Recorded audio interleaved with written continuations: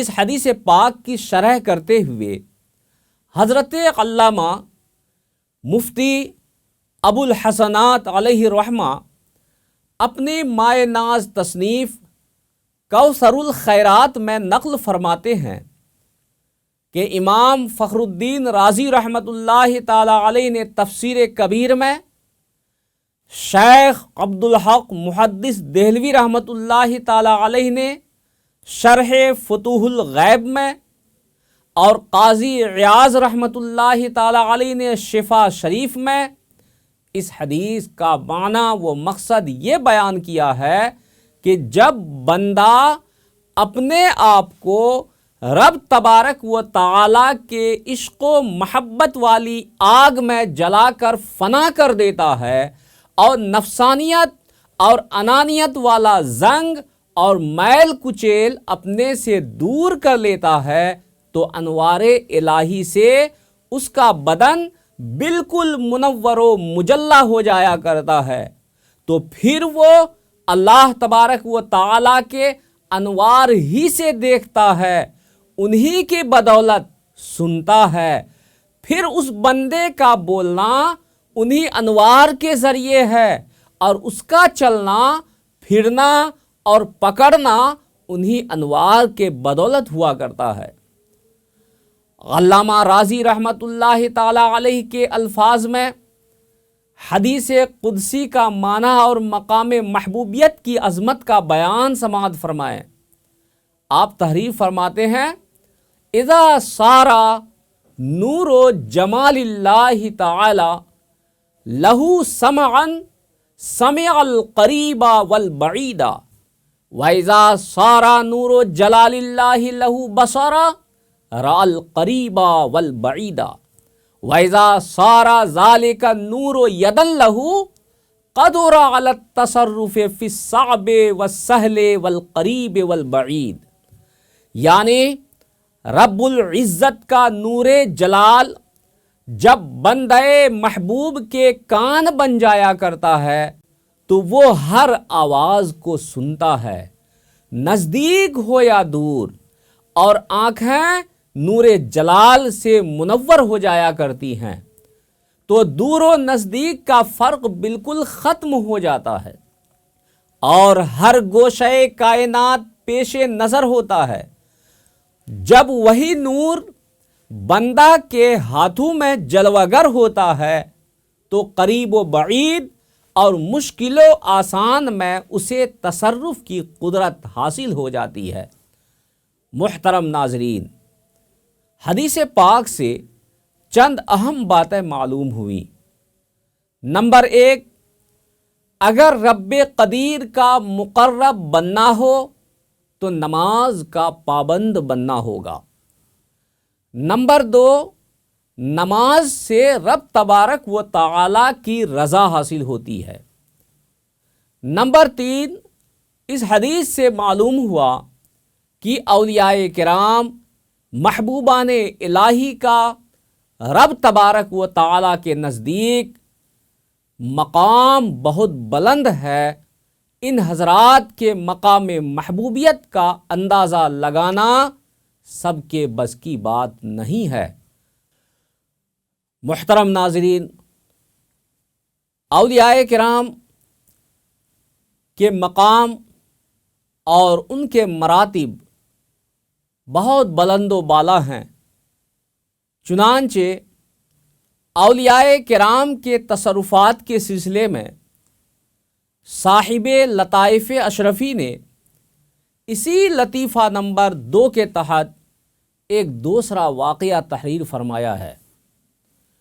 واقعہ یہ ہے کہ حضرت سید اشرف جہانگیر سمنانی رحمۃ اللہ تعالی علیہ اکثر اپنے فرزند معنوی سید عبد الرزاق نور العین رحمۃ اللہ تعالی علیہ پر نظر خاص رکھتے تھے۔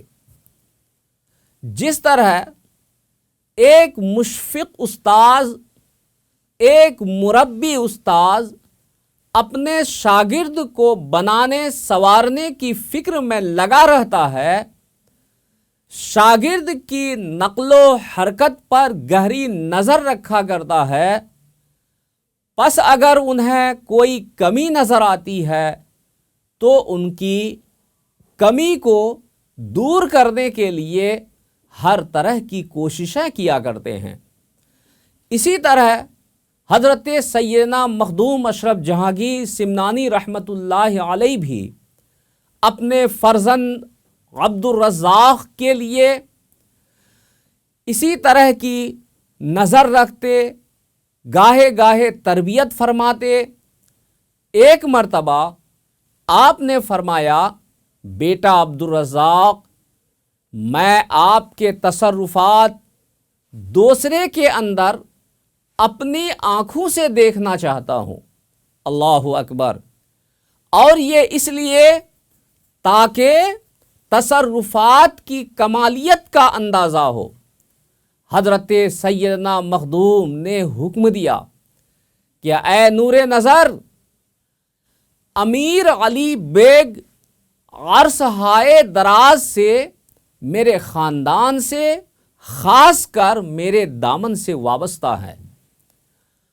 اب اس کے دل میں خواہش پیدا ہو گئی ہے کہ وہ راہ سلوک پر گامزن ہو۔ اس کی باطنی تربیت باقی ہے۔ اے فرزند، میں چاہتا ہوں کہ تم میرے سامنے اس کی تربیت معنوی میں مشغول ہو جاؤ تاکہ میں اس کا اثر ملاحظہ کروں اور مجھے تمہاری قوت تصرف پر اعتماد کلی حاصل ہو جائے۔ حضرت سیدنا عبد الرزاق نور العین رحمۃ اللہ علیہ نے جب یہ حکم سنا تو مکمل عاجزی و انکساری سے عرض کرتے ہیں کہ جہاں آسمان ہدایت کا آفتاب اور زمانے پیشوائی کا سلطان جمشید جناب کے حکم رحم و کرم کے محل سرائے شرافت میں جلوہ افروز ہو، وہاں میری کیا طاقت؟ آفتاب عالم کے ہوتے ہوئے کسی دوسرے کی کیا مجال کہ تصرف جذبہ کے زور پر اپنے کو دشواری میں ڈالے، اور غریب ستارہ کی کیا طاقت کہ صاف وہ روشن آفتاب کے سامنے تصرف کا دم مارے۔ حضرت سیدنا عبد الرزاق نور العین رحمۃ اللہ تعالی علیہ نے غایت درجہ کی خاکساری اور عاجزی کا مظاہرہ فرماتے ہیں، لیکن پیر و مرشد مربی کا اصرار تھا، بات کاٹنے کی ہمت نہ تھی، اور یہ ادب طریقت کے خلاف بھی تھا کہ بڑے کا حکم ٹھکرایا جائے۔ بالآخر حکم مرشد پا کر امیر علی بیگ کی باطنی تربیت پر حضرت سید عبد الرزاق نور العین رحمۃ اللہ تعالی علیہ کمر بستہ ہو گئے۔ پہلے آپ نے مراقبہ کیا اور امیر علی بیگ پر خاص نظر ڈالی۔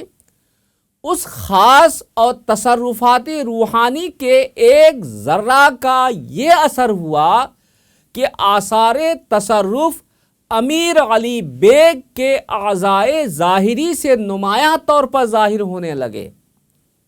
زبان سے توحید آمیز اور وجد انگیز کلام ان کی زبان سے نکلنے لگے۔ کلام کی بلندی اس قدر تھی کہ عوام الناس تو دور کی بات، محفل میں موجود علماء ان کے مفاہیم اور مطالب کے سمجھنے سے قاصر نظر آنے لگے۔ محترم سامعین، انشاءاللہ تعالی اس سلسلے کو باقی رکھتے ہوئے پھر